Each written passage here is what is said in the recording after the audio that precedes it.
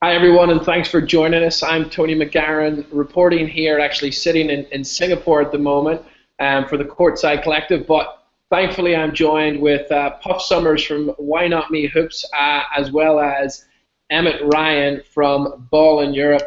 Emmet and Puff, you're very, very welcome today. What we're going to be talking about is the recent news that Neptune will not be joining the Premier League this season. So let's get right into it, guys. What has happened in the last couple of weeks, and how will this move impact on the rest of the league in Ireland? Well, to start off, it's losing any team is bad. Losing a team that's been around pretty much since day one is awful. And we've lost one of the best rivalries in Irish sport right now, Demons versus Neptune. Obviously Demons went out for a few years in the early 90s, but came back. But you look at Neptune, you kind of go, this is a team that most people who don't even know basketball in Ireland know about Neptune. That's a team they associate with the sport. Obviously, you got the arena, you got the history, and you kind of look at losing them. It's like you've lost a big derby day in Cork, which is obviously great for both clubs, and we managed to basically lose one of the biggest names in Irish basketball. Everybody assumes to be back, but you got to wonder what led to them reaching this point, because there's been a lot of talk about Roy Downey this week. But if the straw that breaks the camel's back is one 21-year-old kid, even a very talented 21-year-old kid, leaving your club, I'm really wondering what happened before that led to that being the final straw. All right, Poppin, what have you got to add to this conversation then? Well, we seem to have lost Puff here, Emmett.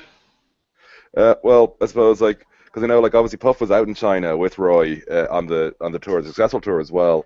We beat a Russian selection. Obviously got absolutely pounded by China and Italy, but that's expected. China and Italy are serious basketball nations. We don't have a national team right now, but so you got great experience against some serious players, playing against Yi Lan, and so Roy's out there playing with these good ballers, and he's coming back to the next situation now. People might say the China thing might have influenced him because the coach obviously was also Colin O'Reilly, but I kind of go, nah, not really, because you look at it and you kind of go, this is a young, smart guy who's probably going to get paid to play somewhere in Europe. He might get Division 4 France, Division 5 Germany work out of this long term, or maybe a little better as well than that.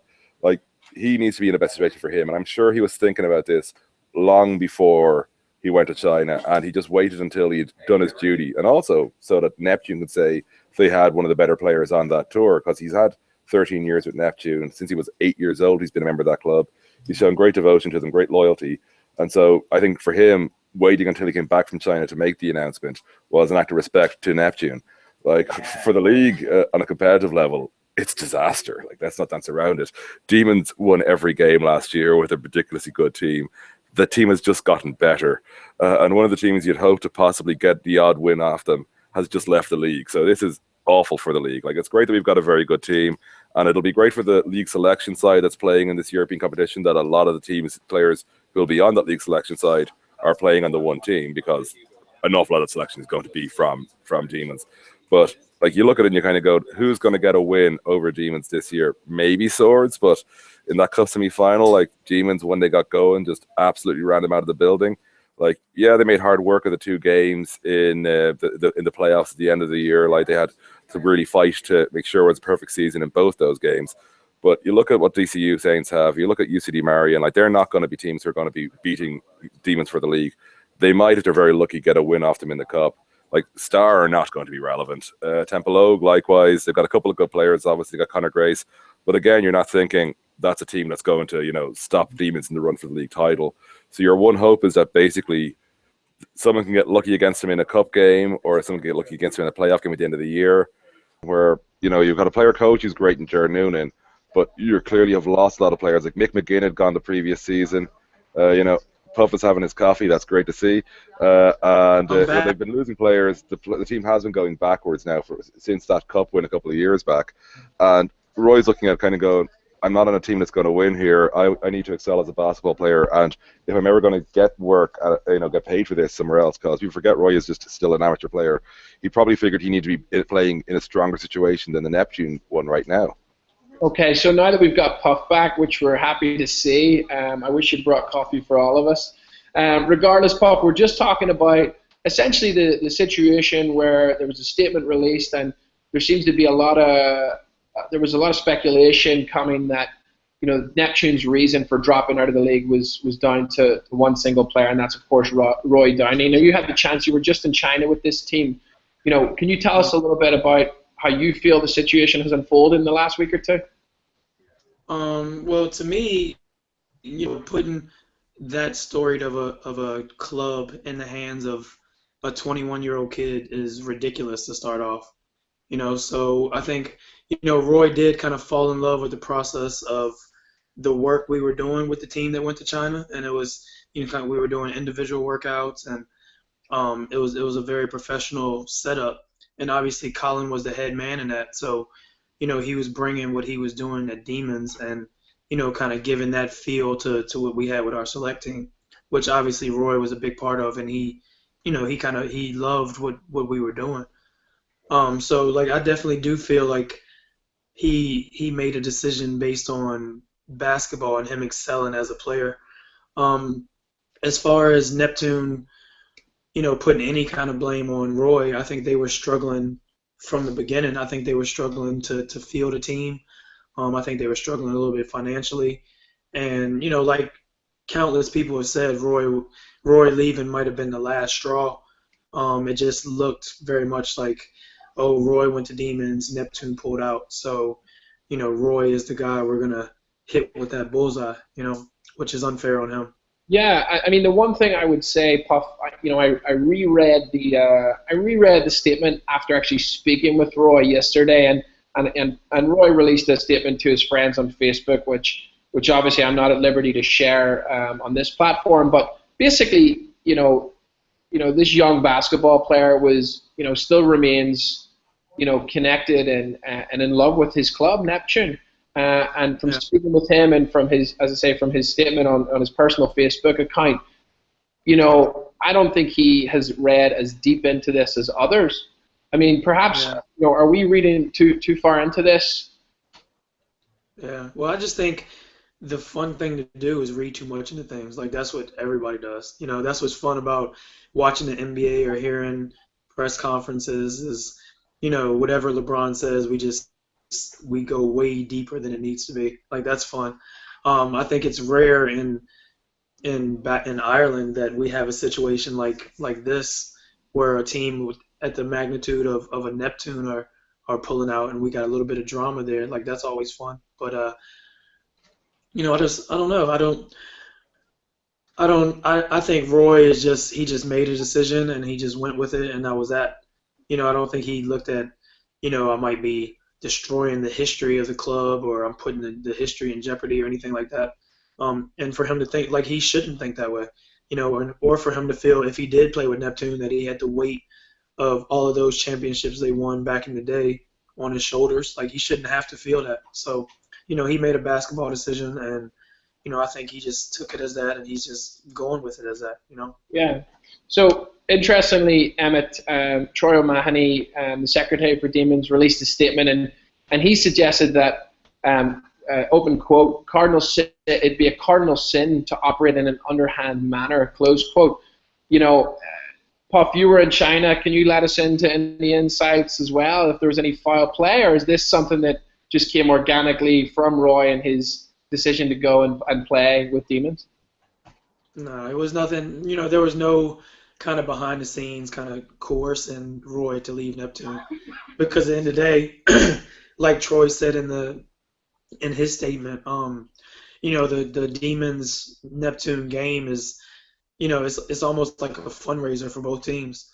So losing that is huge. Like the gate from that game alone is, 2 months work with some fundraiser. You know what I mean? So I definitely don't think that they would do anything to damage Neptune to the point to where they were going to pull out of the league.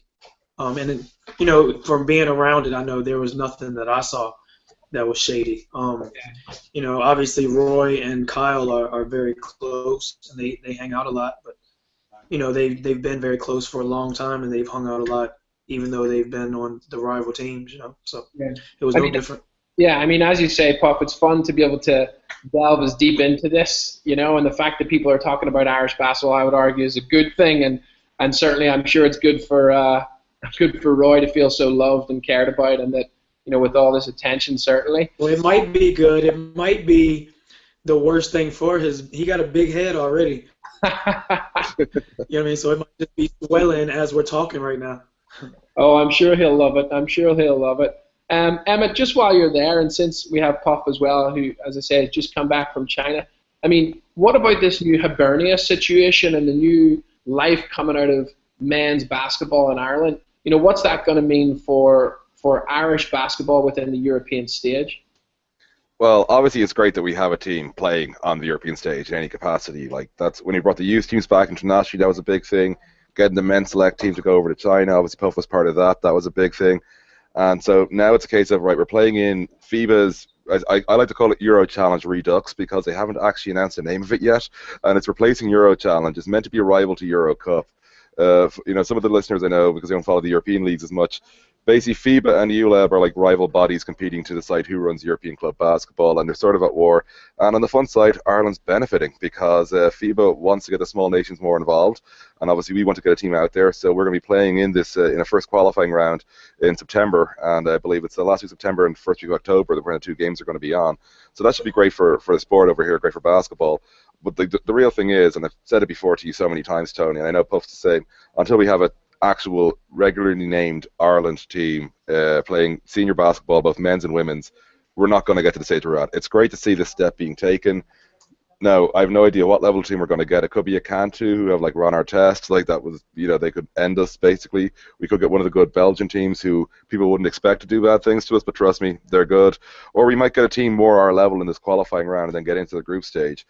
So we'll know a lot more this time next week when the actual draw is made. I think it's on a Wednesday or Thursday is when they're making the draw in Munich. So we'll have a lot more information then, and I think we'll have a better understanding of what it's going to mean for Irish basketball at that stage. Yeah. And Puff, from a coaching perspective, you know, the guys had some tremendous success in China, I think it's fair to say. You know, what do you think needs to happen in order for the quality of basketball to continue to just be, for that level to be increased, especially going into this Hibernia situation? Yeah, well, I think that the China trip, it definitely, the work that those guys put in over the summer, you know, and getting prepared for that, is definitely going to make our league better this year, you know, and what it was doing, it was bringing them so that guys were playing year round instead of taking the whole summer off and, you know, drinking or going to play Gaelic football or just kind of kicking their feet up. So like they were actually being basketball players, and that's what having a national team does. It, you know what I mean? It has something. It gives something for everybody to aspire to. You know, so like I'm in complete agreement. Until we have national teams there, then we're not really going to be taken seriously as a basketball nation. And just to jump in there on what Puff's saying, because I went along to one of your training sessions, Puff. I saw you guys in action, and the intensity of the training, Tony, was unreal. I haven't seen that, like, you know, sort of at our level in quite a while, because you saw a lot of like our best players in our league training together in the one team, and just seeing it all in one place. Like, it was a speed I'm not used to seeing in league games, in all honesty, and I was seeing it at training. Like, so that says a lot to you about sort of what you get when you get the best players playing together. You're going to get a better level. Yeah, I mean, look, I think the whole thing's super exciting. Even here in Singapore, I was a proud basketball player, telling all my teammates over here in Asia about how Ireland had beat Russia. So, you know, congratulations to you, Puff, and all of the guys that were involved in both making that trip happen, and obviously the players and the coaching staff that were able to go over there and get it done against Russia. I'm really looking forward to seeing what can happen. So, guys, any final thoughts? You know, we'll start with Emmet and we'll finish with Puff. Any final thoughts on this Neptune situation and the fact that they're now out of the Premier League? I really, really hope it's a short exit, to be honest, Tony, because we need Neptune. Like, one season's going to hurt. Like, longer than that's going to hurt a lot more. In order for it to work, we need Neptune to be smarter. So if they've got financial issues, if they've got other issues, like, yes, they're all volunteers, obviously. They're all doing it with the love of the game, but we see volunteers do smart stuff a lot of the time. They've got to work out what Neptune needs to do in order to be not just a Premier League team, but a relevant Premier League team, because they belong at the top tier of Irish basketball. Like, them Demons and a couple of Dublin clubs should be properly fighting it out every year. And right now, that's not what we're seeing.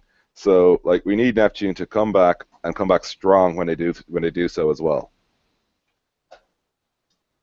Okay, and and for me, like, I'm I agree completely. Like Neptune needs to be back, and I think they will be back soon. I think their underage structure is very good. It's just they might just be going through a little bit of a transition phase right now, which every club does. And the difference is that usually when they go through the transition, the likes of Demons or Neptune earlier in the 2000s, they were still able to sustain a competitive team in the Super League, But I think with Neptune leaving, it's really putting a damper on the league, which to me is going to be as exciting as it ever has this year. There'll be no Neptune, but Tempelo is going to be tough. Like Connor Grace is healthy now, and him and Jason are going to be a serious force to reckon with. Jermaine. Listen, guys, thanks so much for taking the time. We're going to leave it there, but definitely, this is something we hope to do again, and perhaps as we get ready for the start of the next season, we'll have more opportunities to connect with Irish basketball enthusiasts such as Emmet and Poppin, and really continue the conversation about the game. So thanks to everyone who's watching here. Feel free to share. Make sure to like us on Facebook, and of course check out BallinEurope and Why Not Me. Gentlemen, thank you so much for joining us. Emmet and Puff, have a great day. Enjoy that coffee. Thank you, man. Thanks, man. I'll get myself now. Remember, Roy is not that good. Don't let his head get too big. Everybody. That's for you, Roy. All the best, guys. Thank you.